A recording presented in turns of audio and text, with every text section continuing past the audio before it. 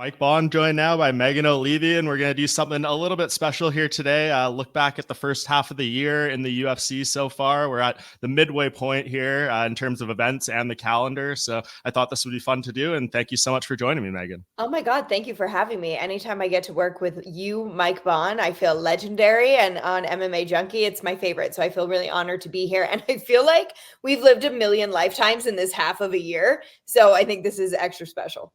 For sure. So just to, I guess, catch the viewers up a little bit, I will read off a few stats here and you can give me thoughts on if you have anything from them. And then we'll go into the first of the awards here. So Sure. We've had 22 events so far, 197,000 people in announced attendance, probably more than that, over $76 million in live gate announced. Those 22 events had 274 fights, just over 53 hours in total fight time. Betting favorites have gone 184 and 87, with 3 fights either having even odds, ending in a draw, or ending in a no contest. Betting favorites 16 and 6 in UFC main events. A total of 60 fighters have made their UFC debut so far this year, with a record of 31 and 29, which is kind of interesting.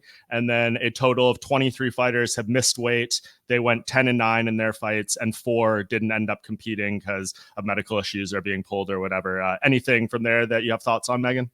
Well, I hate the missing weight stat. Obviously, I wish that was a 0. I really took a lot of joy from the amount of fans. I think you said it was like over 100,000 fans that have attended live events. That for me, I think is really joyous because I think there's really nothing like our event. So to know that many people got to have such a positive experience at the place that we call work is huge. And the debutantes, did we ever think, like, rewind a few years ago, would you have ever thought that, what did you say, 60 people made their UFC debut in 6 months? It's staggering, honestly. And I think a little bit surprising to hear it put into those terms. And I don't think if you would have told us that a couple of years ago, we would have believed you. So lots of really interesting statistics, but those are the ones that stood out to me. Bravo for pulling those together, Mike. Thank you. Thank you. All right. So let's get started here with some of the awards. First up, we will do the male fighter of the year. And I want to start with this just because I think it is probably the biggest layup of any of the choices here. I will go first on this one. It is, of course, Alex Pereira Poatan. I mean, headlined UFC 300, defeated Jamal Hill, turned right around, headlined UFC 303, defeating Yuri Prochazka just this past weekend. I think he is the obvious choice. I mean, 2 title defenses, both on short notice, the only champion to fight twice this year.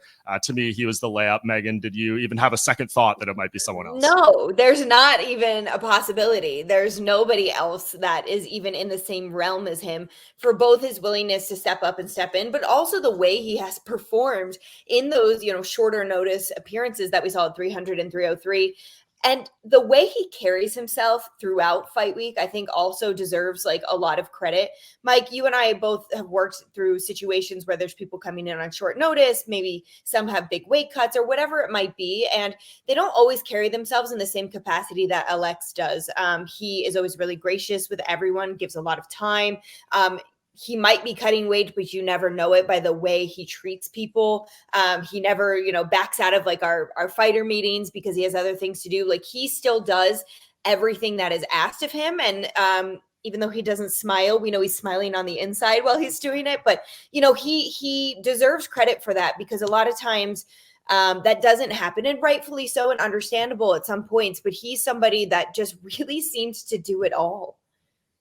Yeah, this is just being crazy to see. I mean, the rise up to this, saving UFC 300, saving this card. I mean, how can you even poke a hole in this argument at all? It's pretty amazing. And like not even fazed by any of it. Like, he was back in the gym on Monday. Guy doesn't even want a break. Everybody else is like, I'm tired from watching him. And he's just right back in there. I mean, it's why he's been able to accomplish what he has in, such a short amount of time. And it's why he forever has these things and accolades that will be in the history books that no one can ever take away. He's just built different physically and mentally. Yeah, and this is one of the ones I think that might hold up throughout the entire year too, right? I mean, if he fights again and wins again, definitely going to be fighter of the year. But I just look at some of the other guys and I'm like, who could even catch him? Yeah, no, no, it's a great question because I was kind of thinking about that. I'm like, oh no, what if Mike tells me we can't have the same answers? Yeah, and But there's not really a second place, you know what I mean? And no disrespect to anybody else out there who are doing tremendous things inside the octagon, and also like guys like Danny Gay willing to step up and just be total badasses. But what Alexa's done as overall is just second to none right now. for sure. And a couple honorable mentions, just some names. I mean, Islam Makhachev, of course, one title win. Ilya Topuria, huge win over Volkanovski. Dricus Oh, Duplessis, title win. Sean O'Malley, title defense. Max Holloway, we all know about the BMF champ. So those were, I guess, a couple other honorable mentions there. But after that, we will move on to female fighter of the year, which I found a little more difficult, honestly. And that's why I'm yes. going to let you go first on that one, Megan. Thanks. Who is your Thanks. female Yeah. fighter of the half year? Girl power. Okay, so this might be a little controversial, but I have a reason for my choice. I'm going with Kayla Harrison.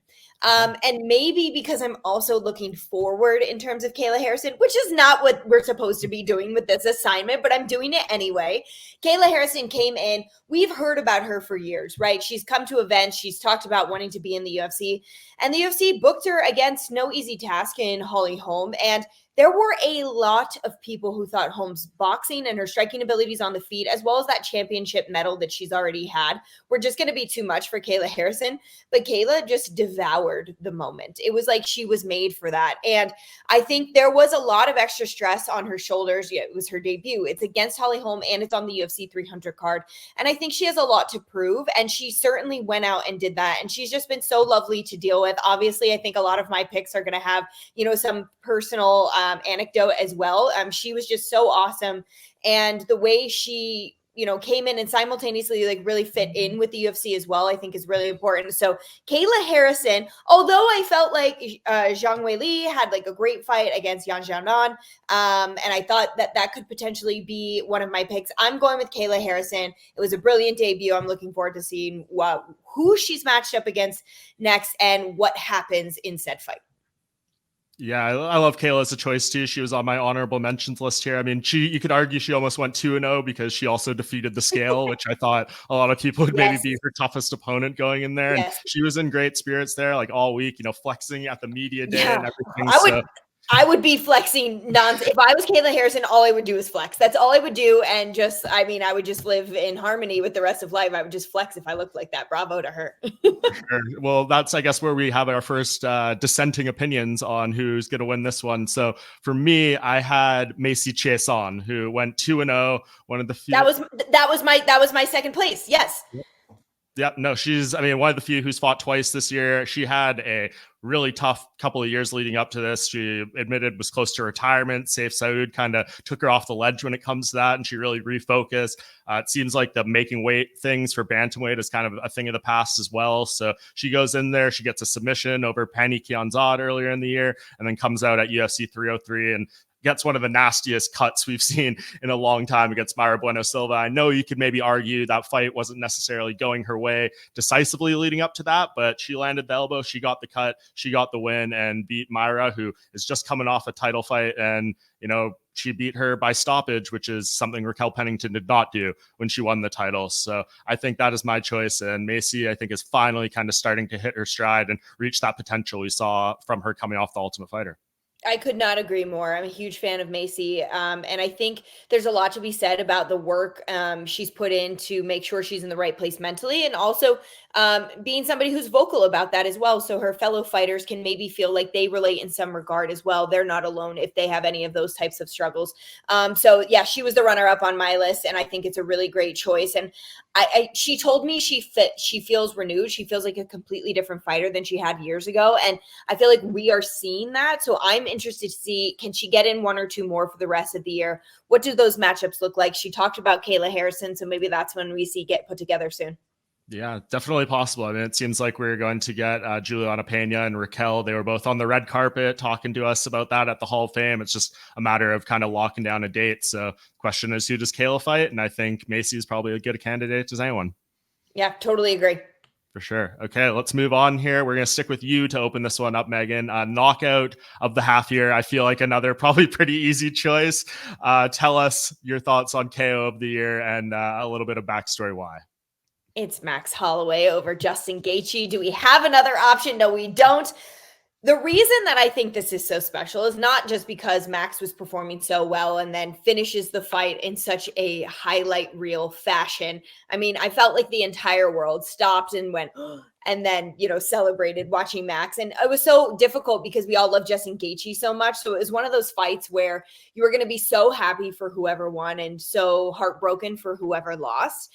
But I have to say this, like, the fact that Max wanted to throw down in the way he did, like, that only served Justin Gaethje. Justin wasn't winning. He needed a knockout there. And to go toe-to-toe like that was something that only really Justin was going to benefit from, right? Max could play it safe for that rest of that fight and coast to a beautiful victory. Not a single person would have been mad at him or said like, oh, you shouldn't have done that in the final seconds. But here he is, just being the Max Holloway we all know and love, pointing to the ground and saying, let's go. And he solidifies himself as, yes, he is still up there. He can be fighting for the title at any point in time. He could very soon be champion once again.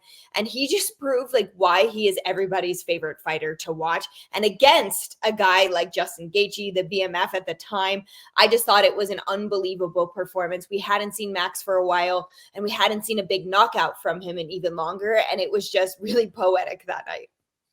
Yeah, it was insane. Were you sitting by the commentary booth when that fight was happening, or were you in the back doing stuff? I was in the back, and I had just finished an interview, which is, as you know, like not the easiest thing to balance on fight night. Sometimes we miss moments of fights, 100%. But I had just finished and we saw it happen, and we were all just like, is that real? Like, did that really just happen? Because it almost felt like a video game for a second. Like, oh, did we put in some weird graphic that would happen? But it was unbelievable. And like I said, everybody was so happy for Max, so bummed for Justin Gaethje. But if anybody's also going to recover from being on the receiving end of a highlight reel knockout like that, it is Justin Gaethje. Yeah, definitely. And I always, like, every Justin Gaethje fight, I don't know how many ones that he's won where I've missed the backflip, like in terms of like recording something from cage side. So like when that happened, when they pointed, I was like, hey, if Justin wins here, we're getting the craziest backflip. And I did not know what I was about to record with that last 10-second exchange. I didn't think it would end with him, face first on the canvas. And that was a genuinely scary knockout. Like when he went down like that, I know everyone was just in shock and awe, but once you kind of got past that initial thing and you saw Justin still down, I was very concerned about him, and thank God he was able to get up and leave under his own power. I'm so glad you said that, because that is often a reaction I think a lot of us have. And it's important to note, like, these are still very much human beings that have so much going for them. And so we do have like a genuine concern for them in those moments. Oftentimes, I'll make sure to go talk to them or go give them a hug, in whatever capacity it is. And, Justin had a great support system there for him that night, but it was, that was a wild one from beginning to end. And then the 5 minutes that were after as well. Yeah, and like Alex Pereira, I would be surprised if something unseats this for a knockout of the year. It would have to be something absolutely insane. But a couple other honorable mentions on that front. Ilia Topuria defeats Alexander Volkanovski, UFC 298. Vinicius Oliveira defeats Bernardo Sopaj, flying knee. That was insane. Alex Pereira against Yuri Prohajko, which we just saw, was an incredible head kick. Carlos Alberg against Alonzo Menifield, 12-second knockout. Those were kind of my honorable mentions. Any thoughts or memories from any of those fights that you want to share? Anything, Megan? You said Vinicius, right? Yeah. Oh, I loved that one. That was absolutely, and it was his debut, I believe, right? Yeah. So, oh my God, I'm so glad you picked that. That was my runner up. But you know what? I feel sometimes we get spoiled, right? Like we're used to seeing really great knockouts in our sport. So obviously there's levels to it. And we've talked about that. And that's why there are these winners that we're saying. But sometimes I feel like we get spoiled. So I'm glad you said a few of those honorable mentions, because they all, in any other time or era, I would say, could have been right now the victor of knockout of the year thus far. For sure. And kind of my personal criteria, I don't know if you do it any differently. I try to use like the 3 S's when it comes to these things, which are stakes, style, and significance. Those are kind of the 3 that stand out to me. And, obviously you could maybe say Vinicius was more brutal than like an Ilia Topuria, but obviously Ilia's had the significance and, all that stuff in the stakes. Absolutely. And a champion like Volkanovski, and somebody who has like been tried and true and tested by so many different high caliber athletes, it was really something to see. So no, I couldn't agree with you more, but I love that you put it together in the 3 S's. Okay, Mike Bohn. There you go.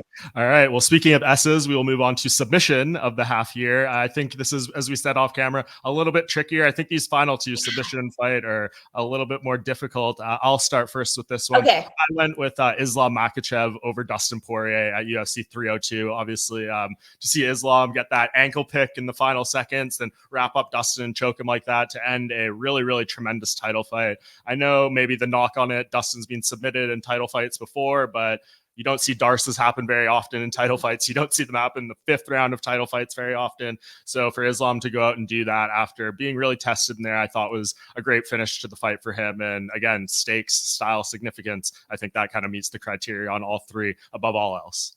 I totally agree. I love the fact that you mentioned it was a Darce, because you're right. We see people attempt a Darce a lot. We don't see people secure a Darce a lot. But I also thought the fact that Islam continued to look for a finish throughout that fight was important as well. He was not resting on his laurels. In no way was he trying to coast towards a hand raise victory on the judges' scorecard. And I think that's worth noting for somebody who just continues to want to be the pound for pound best in the world. I basically had a 3-way tie. Okay. So I'm just going to say my 3. That was number 1 because I love the Darce choke, but I loved Fluffy Hernandez versus Roman Kopylov. I thought that was such a great submission. I thought Fluffy came in there and he's facing a guy. Obviously, Roman Kopylov is a great kickboxer, but he trains in Dagestan, right? Like, he is used to grappling with the best in the world. We know Fluffy is an incredibly talented submission artist. He's a great grappler, but he just went in there and he continued to go through the kill as the fight, or go for the kill as the fight went through all these different rounds. And he secured that rear naked choke. And I just loved it. I thought it was a huge victory for him. I thought it was a big signature win. And then the other one, the arm triangle that Brian Ortega secured over Yair Rodriguez. That was just a really interesting fight from even when before the first bell rang. You know, Brian rolled his ankle, and then, you know, he wasn't necessarily winning those early rounds. And there he was able to secure the arm triangle against Yair Rodriguez for a huge win in Mexico City that I know meant a lot to him. So those are my 3, because I had a really hard time with this one. And you didn't say I couldn't say 3, so I did. There you go. No, I thought those are all great choices. My runner-up was Brian Ortega against Yair Rodriguez, and a couple other ones for honorable mentions. I had Davison Figueiredo over Cody Garbrandt, becoming the first to submit Cody at UFC 300, and Anthony Smith over Vitor Petrino at UFC 301. Anthony, huge underdog, Vitor undefeated, and I know he kind of put his head right there for the offering, but Anthony took it, and good for him. He needed that win, so yeah, that kind of wraps up that side of it. I think those are great. I love those choices. For sure. Okay. As far as the fight related awards and stuff here, we'll close out fight of the year, half year rather.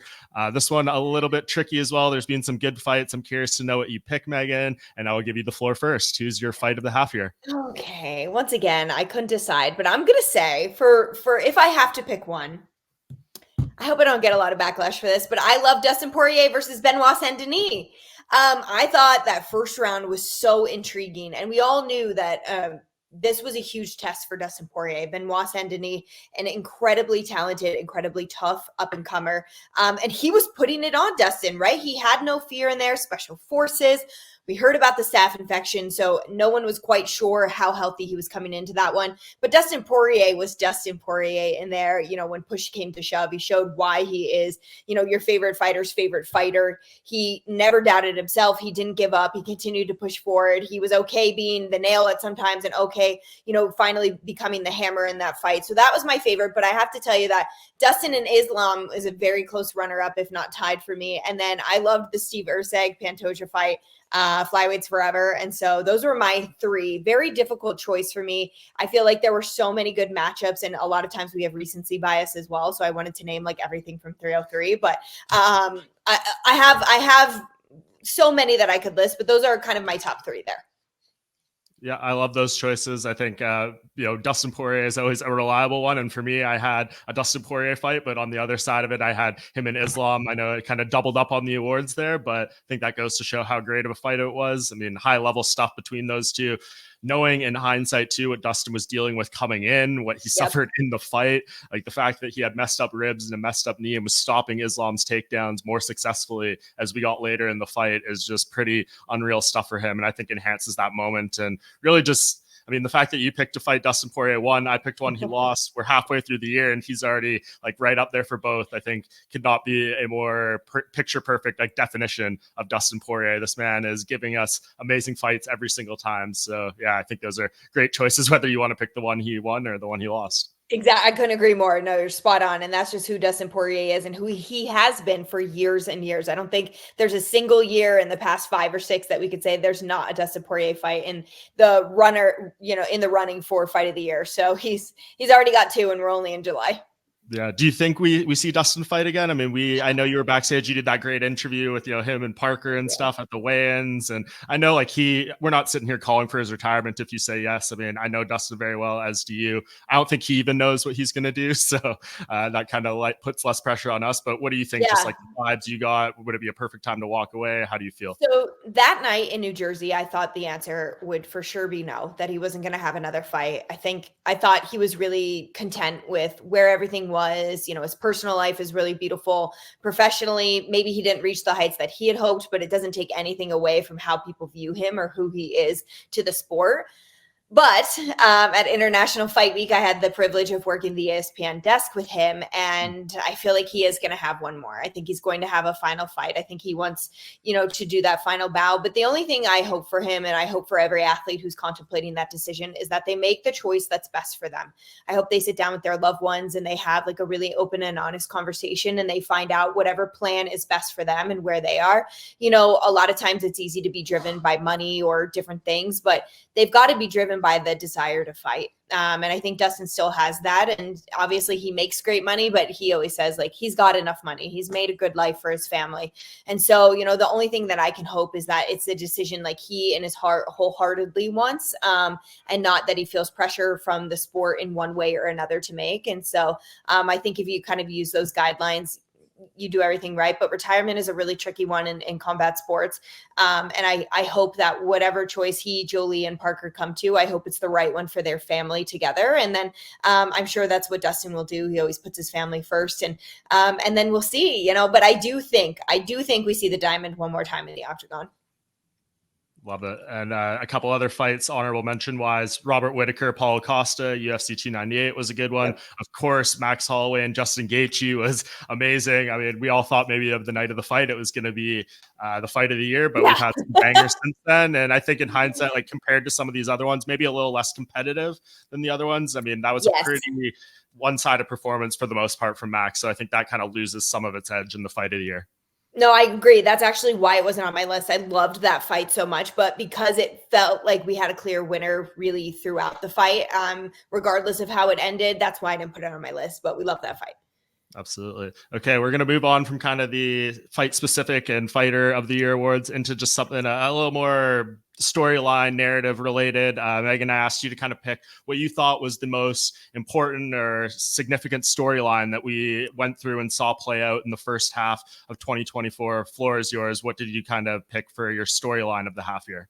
It's very repetitive. I'm being redundant here, but I think it's Alex Pereira and just what he has done, his ability to step up and step in and not just do that, but also make weight and perform when it comes time for the fight from 300 to 303.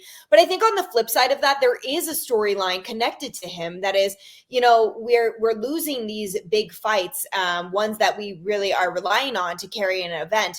And so while it's great to see Alex was able, to save these 2 cards, it's also curious to see what type of example that is set for other athletes on the roster and their willingness and desire to step up and step in if those scenarios should happen again in the future. And so, I think that there's a lot that encompasses, what he was doing and from a business side, from a production side, and of course from an athletic side. And so I think for me, as somebody who works for the organization, I think that's been the biggest storyline throughout these 6 months or so. Yeah, I think that ducktails kind of perfectly into what I had, which is more or less what was going to be the main event of UFC 300. We were kind of talking about that ad nauseum for a long time. And I know troubles like trying to get that done. We heard about all the different fighters that were presented options, and yeah, they ultimately, got a good one. And it's all part of Alex's story, so I think it kind of relates well. But yeah, I think that's kind of what I had it down as like a combined thing on my list, was like the UFC 300 main event / the UFC trying to figure out a lot of these fight cards, the biggest ones, on really short notice, and doing a fantastic job. I mean, I know there's nothing that will replace Conor McGregor. He is an anomaly when it comes to what an event is like when he's on it. But UFC 303 this past weekend felt as big as any international fight week I've gone to, and they really saved the day on that front. So I'm curious, like on your side, obviously work for the organization. This is not anything incredibly new. Like this has happened in many years. 2016 was a really bad year in terms of like fights falling apart, main events, things like that. You've been there a long time. Behind the scenes, did these recent months feel more chaotic than back then? Can you compare it all? Is it too different? What would you say?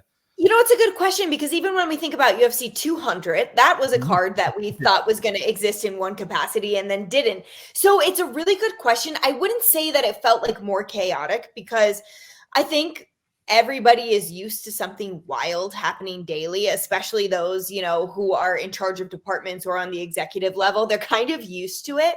But I think, it maybe because it was like 300 to 303, there wasn't a lot of time in between these two major cards, essentially falling off or not coming together until very late.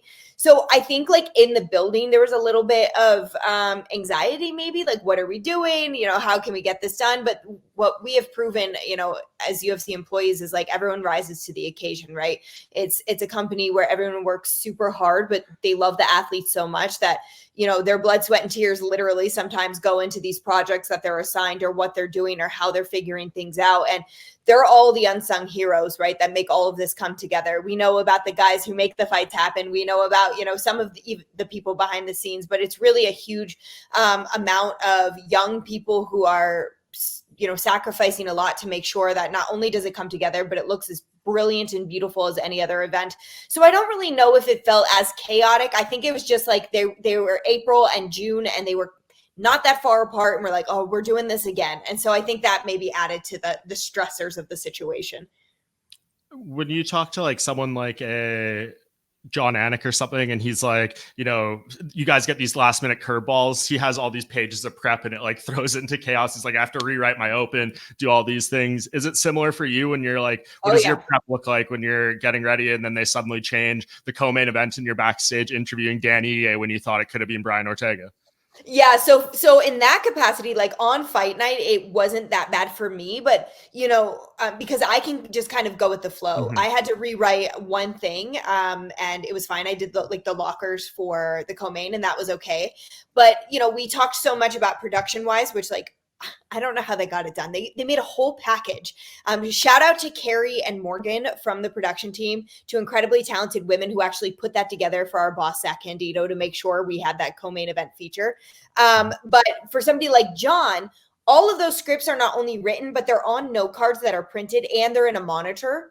And so he's having to adjust on the fly to make sure we're not continually shouting out a co-main event that's no longer happening. So, there's all these things that maybe people didn't think, that much about, but we are constantly, crossing out. To be honest with you, I knew I had the locker the whole time. And then the fight prior to it, I can't even remember because I have no memory anymore, but like whatever the fight prior to it was, I was like, oh my God, I have a locker. I have to change the whole script. And then I'm like frantically trying to fix it so I can read it off my phone live instead of, because what I had printed wasn't correct. So there was a lot that goes into it. And like I said, there's so many unsung heroes. Like it's really just wild how it comes together. And that one felt pretty seamless. Like if you didn't know and you didn't maybe see our announcement or my interview with the commission, like you might not have known like that we were frantic backstage.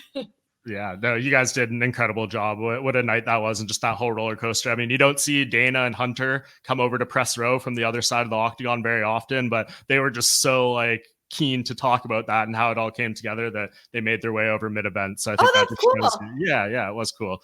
A couple other storylines or just headlines that I wrote down that I thought stood out over the course of the year. Of course, whether Conor was going to fight at 303, those weeks of uncertainty. Ultimately, he didn't. The settlement and the antitrust lawsuit with the UFC is still kind of ongoing a little bit, so don't need to get too much into that. Igor Severino being cut from the UFC for biting his opponent was a first-time headline. Also, the tattoo should be a headline because that was really weird in my opinion. But anyway, a little bit off the beaten path. Mark Coleman saving his family from a house fire and the UFC honoring him at UFC 300 was a great moment. The UFC allowing fighters to start wearing custom shorts at UFC 300 was awesome. And then Dana White kind of relighting the fire under the pound for pound argument that I think he's been very passionate in defense of John Jones over the past few events. What do you think of that, Megan? Do you put much stock in pound for pound? Because it's interesting, right? Like that discussion and debate, in my opinion, was made for people like your husband, Joseph Benavidez, who maybe weren't getting credit from the lower weight classes and were like founding fathers, and you had to find a way to put them on the same level of some of these established names. So like, do you put much stock in that argument? Do you realize it's like a completely personal, independent type of feeling on how you judge it? What's your thoughts? Well, first of all, thank you for saying that and he was on that list for quite a while. So that's really nice. But you know what? I hate saying this, but I don't put that much stock into the rankings in general anymore. From pound for pound to each division, I feel like there's always all these different arguments. Sometimes really odd things happen. I love the idea of the pound for pound list. I actually really, really do. And I can see why people are so passionate, about one particular fighter over another, whether it's Dana with John Jones or fans with Islam or whoever it might be, Alex Pereira, in fact. But, I think that it's difficult because the level of activity is different for everybody. And I'm somebody who also does think that could potentially play a big factor in how we are putting these people into the rankings. And so I think it's difficult with how we see them fluctuate sometimes. And like I said, for me, the biggest thing is I absolutely love the concept of it. But I think when we're having athletes fight Alex twice in 8 weeks, and then we're having other people not fight for an entire calendar year, it's kind of tricky. Like, do they keep that spot?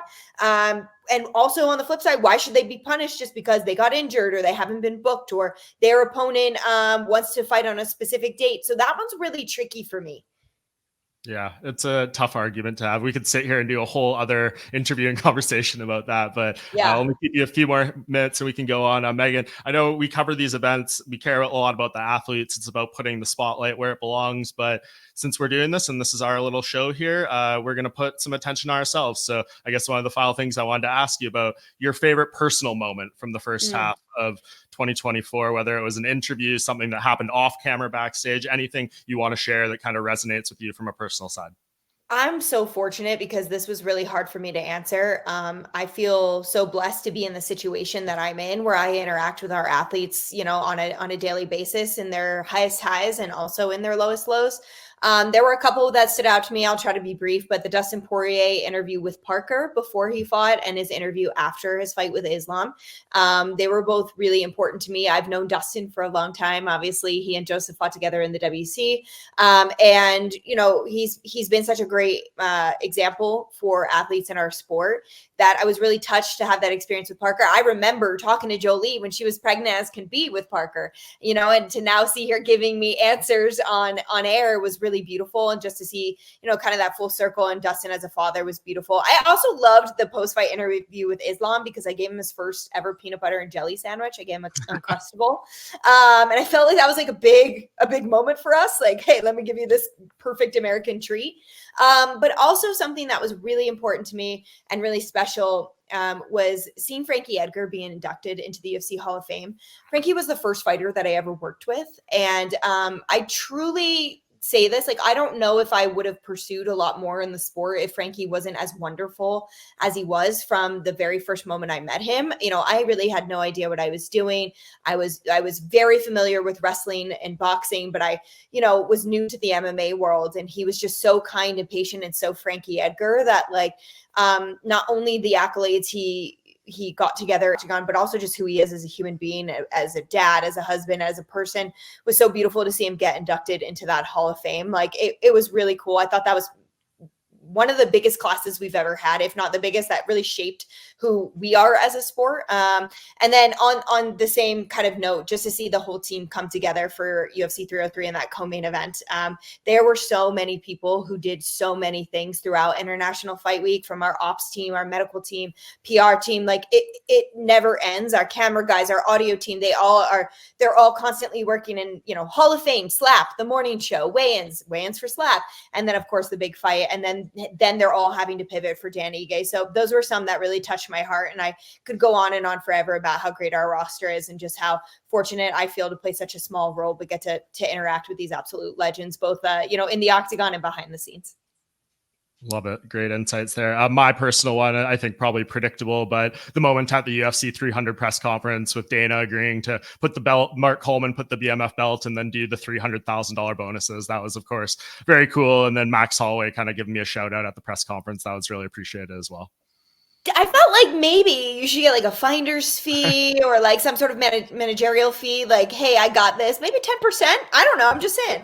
It's being suggested. I mean, I don't want to be that guy. All I would ask of any fighter is just be like, hey, when I call and ask for an interview, just, pick up the phone. And that means more to me than any, small amount of money would.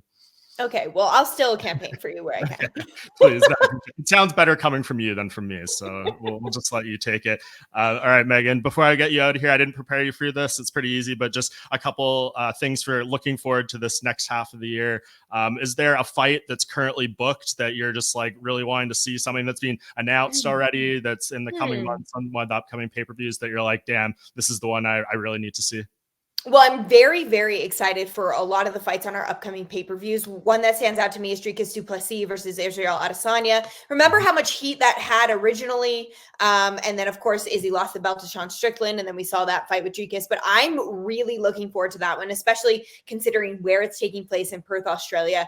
I think that's great. I am so curious for a lot of bookings that are to come as well. I can't wait to see who's Ilya going to face?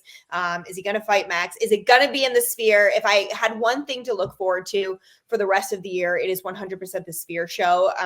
So I'm sure they're going to fill that with incredible bookings. But as for fights that are already made, I also really like the Leon Edwards-Bilal fight. And I'm very excited for the rematch between Tom Aspinall and Curtis Blades. Obviously, that one was very short-lived in the first one. And so I'm looking forward to those matchups as well. I feel like there's so many great things happening, but we move 1 million miles a minute. My memory is just completely gone. I know. I think we're all like that. We're just all oversensitized when it comes to stuff like that. All right, Megan, before I get you out of here, tell the people, what shows are you doing coming up? What do you have going on the next few months here? We got UFC Connected, which you can always watch on Fight Pass and YouTube. Great storytelling and great insight into our athletes. I am heading off to Denver for UFC Fight Night, which will be out there. Rose Namajunas versus Tracy Cortez. Then, of course, we have Manchester, we have Perth, and we have so many great fights in the fall. So looking forward to all of those and hopefully see you guys there, or at least see you on the screens. Yep, for sure. I will see you in Perth. That'll be my next one. I'm missing Manchester because I'm going to a wedding in Brazil next week with my girlfriend. She's in the wedding party. Worldly of you. Yeah, a non-UFC trip to Brazil. That'll be the first time, which I'll probably end up trying to find Jose Aldo somewhere down in Rio. But we'll Perfect. All right, Megan, thank you so much for doing this. I thought it was a blast. Great conversation here and great look back at the first half of the year. Hope everyone enjoyed it, and maybe we'll do this again at the end of the year. I love it. Thank you, Mike. You are brilliant as always. I appreciate you.